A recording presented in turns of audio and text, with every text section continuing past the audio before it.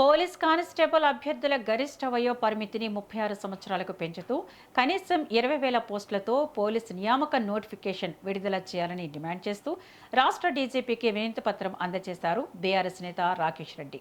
ప్రస్తుతం కేవలం 5,000 పోస్టులతో నోటిఫికేషన్ విడుదల చేసే అవకాశం ఉందనే సమాచారం నిరుద్యోగ యువతలో ఆందోళన కలిగిస్తోందన్నారు.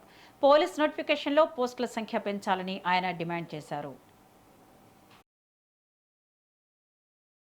కేసీఆర్ గారి హయాంలో 2 ఏళ్లకు ఒక నోటిఫికేషన్ ఇచ్చి ఒక్క పోలీస్ డిపార్ట్మెంట్ లోనే కేసీఆర్ గారు 45,000 ఖాళీలను వారు భర్తీ చేయడం జరిగింది. 2016లో ఒక నోటిఫికేషన్ ఇచ్చారు, 2018లో ఇంకో నోటిఫికేషన్ ఇచ్చిండ్రు, 2020లో కరోనా వల్ల నోటిఫికేషన్ ఇవ్వలేకపోతే మళ్ళీ 22లో నోటిఫికేషన్ ఇచ్చింది. కానీ కాంగ్రెస్ అధికారంలోకి వచ్చి 2.5 ఏళ్లు గడుస్తా ఉన్నా కూడా కనీసం ఒక్కటంటే ఒక్క పోలీస్ కానిస్టేబుల్ కానీ ఒక్క ఎస్ఐ పోస్టును కానీ వాళ్ళు ఫిల్ చేసినటువంటి దాఖలాలు లేవు.